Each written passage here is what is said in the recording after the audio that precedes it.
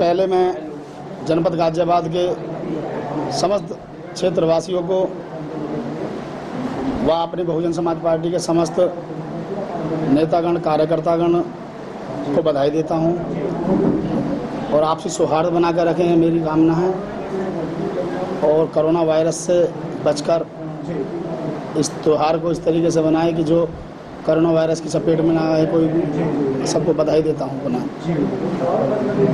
मुझे सर ये बताइए कि जैसे अगर आपने कोरोना वायरस की बात की, लेकिन क्या है कि तमाम जैसे मामले आते रहते हैं। अभी अगर हम बात करें कि एक डॉक्टर गिरफ्तार हुए हैं, उसकी मतलब जो धोखाधड़ी कर रहे हैं, तो उस पर जैसे इस तरह की घटनाएं चल रही, इस पर क्या कहेंगे? डॉक्टर गिरफ्तार हुए हैं, लेकिन आपको डॉक्टर गिरफ्तार होने के साथ साथ ये भी देखना पड़ेगा। हम इक्के दुक्के की बात नहीं करेंगे, इक्का दुक्के डॉक्टर के साथ कोई गिरफ्तारी हुई है या नहीं हुई है, लेकिन आपको ये जानना होगा, मानना होगा कि आज अगर देश के अंदर, देश ही नहीं पूरे विश्व के अंदर, अगर जिसने सबसे ज़्यादा साथ दिया है कोरोना वायरस काल के अंदर, वही डॉक्टर ही हैं और नर्स।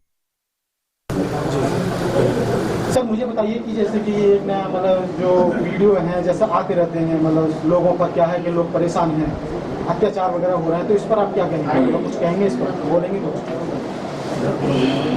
अपना नाम बताइए सर। मेरा नाम राधेश्याम त्यागी है। सबसे पहले तो मैं 74वें स्वतंत्रता दिवस की सब लोगों को हार्दिक बधाई देता हूँ, सबको धन्यवाद देता हूँ। और वीडियो वगैरह का आपने बताया, वीडियो तो देखो जी, अब इसको कोई कह नहीं सकते झूठी हैं सच्ची हैं, बाकी ये अफवाहें भी बहुत हैं। बाकी बीमारी कोरोना वायरस की बीमारी तो है ही, तो पूरे विश्व में चल रही है ये, तो मानना तो पड़ेगा। कहीं एक आध देश में होती तो हम तो भी ये सोच लेते हो सके कोई प्रोपेगेंडा रचा हो किसी ने। पूरे विश्व में चल रही है तो बीमारी तो है। नहीं सर, मैं कर रहा हूँ अत्याचार, उसकी बात, उस पर क्या कहेंगे? अत्याचार तो ये सरकार की नीतियों की कमी है। कुछ सरकार की रीति नीति जो सही हो, ठीक हो, तो अत्याचार बंद हो जाएंगे।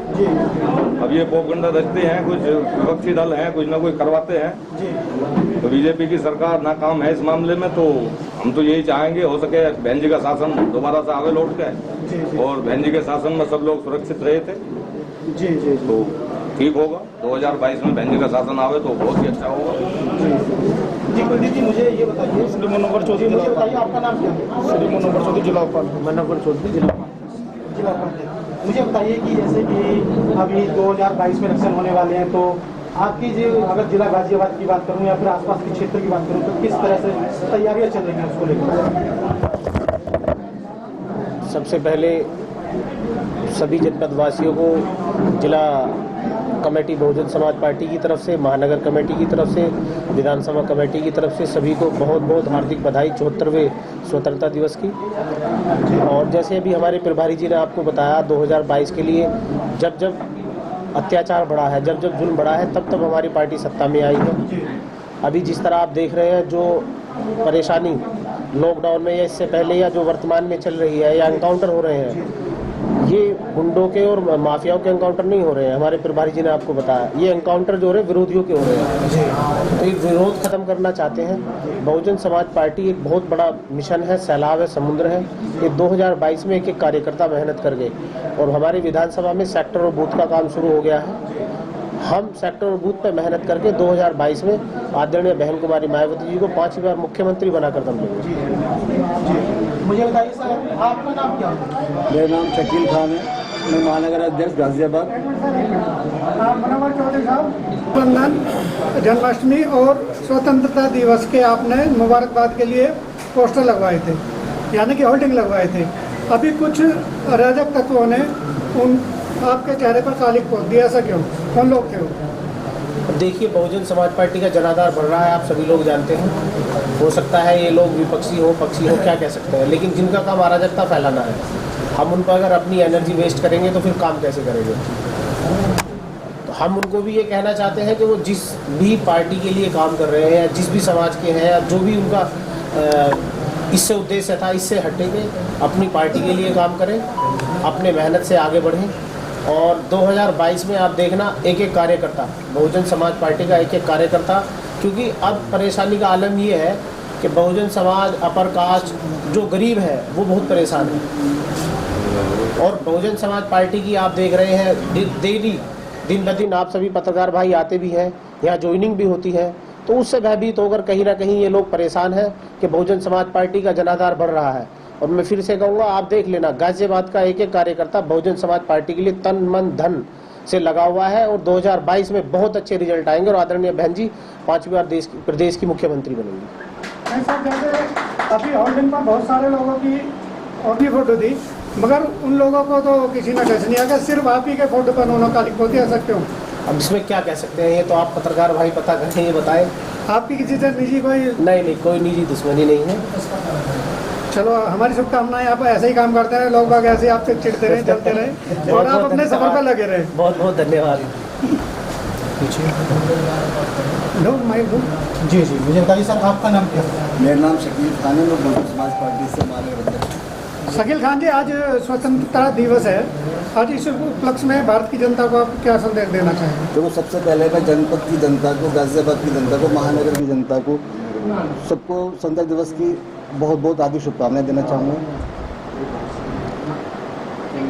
और शुभकामनाएं देते हुए सबसे ये कहना चाहूँगा, जितने भी हमारे पदाधिकारी हैं, जितने भी हमारे बसपा के सिपाही हैं, सब मेहनत में लग जाएं। बस 2022 की चिंता करें और कोई भी चिंता, सब अपने घरों से निकलें और अपने सब इसी में मेहनत करें। बस 2022 में बहन जी को मुख्यमंत्री बनाना है, ये लक्ष्य बना के चलना है हमको। जी जी सर, जैसे अभी आपको नई नई जिम्मेदारी दी गई है, माननीय बहन जी ने, शमसुद्दीन रायन साहब ने और जिला अध्यक्ष कुल्ली कोके जी ने आपको इतनी बड़ी जिम्मेदारी दी है, तो आप इस पर कैसे संभाल पाएंगे? गाजियाबाद बहुत बड़ा क्षेत्र है। देखिए, गाजियाबाद बड़ा क्षेत्र है, जिम्मेदारी बड़ी है, इसमें कोई शक नहीं, लेकिन बसपा का हर सिपाही, हर पदाधिकारी मेरे साथ में कंधे कंधा मिलाकर चल रहा है, तो मुझे अब नहीं समझता कि मुझे दिक्कत किसी भी काम में आएगी। ये पदाधिकारियों की मेहनत है, सबकी मेहनत रहेगी मेरे साथ में, सबके साथ कंधे से कंधा मिलाकर चलेंगे और 2022 में सरकार बनाने का काम करेंगे। सर, मुझे एक चीज़ बताइए कि जैसे कुछ संगठन हैं, मतलब सोशल मीडिया पर भी चलते रहते हैं, तो उनका कहना है कि वो हमेशा मतलब बुराई में लगे रहते हैं। उनका कहना है कि बीएसपी मतलब संघर्ष की तरफ बढ़ रही है या फिर खत्म है, इस तरह की कुछ बातें होती हैं, तो उस पर आप क्या कहेंगे? देखिए, अगर कोई आगे बढ़ता है, बीएसपी का सैलाब आने वाला है, सब जानते हैं इस बात को। बीएसपी का सैलाब आएगा तो जो विरोधी होंगे उनको तो दिक्कत रहेगी ना।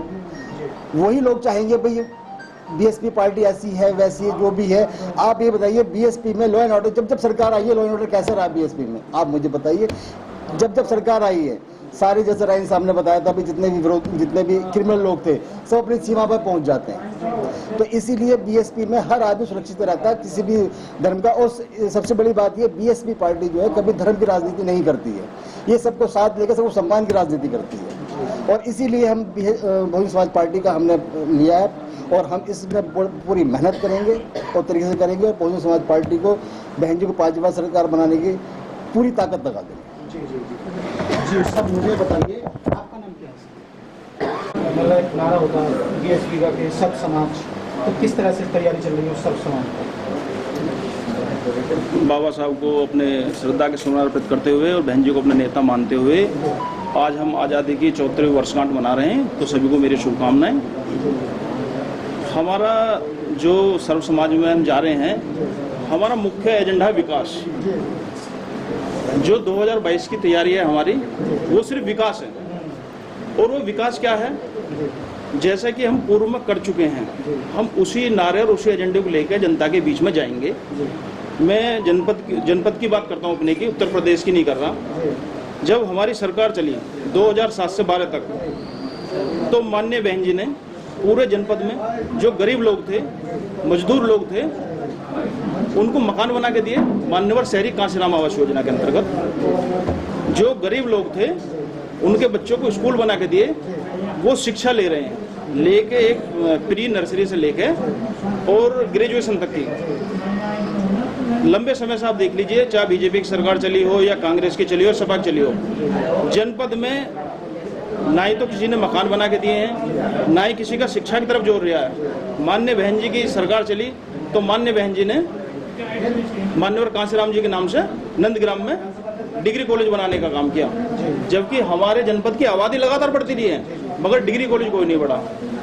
अब आबादी बढ़ रही है तो बीमारी बढ़ेंगी, किसी का ध्यान चिकित्सा की तरफ नहीं था। माननीय बहन जी की सरकार चली तो माननीय बहन जी के द्वारा संजय नगर में संयुक्त जिला अस्पताल बनाया गया और जिसमें आज भी कोरोना के इलाज हो रहे हैं। तो हमारा तो मुख्य एजेंडा विकास ही है। और बहन जी का आपको सभी को मालूम है कि बहन जी को लॉ एंड ऑर्डर के लिए जाना जाता है, कानून के लिए जाना जाता है। तो बहन जी के बारे में तो हम यदि कई दिन भी बात करते रहे उनके विकास की तो वो कम नहीं होंगी।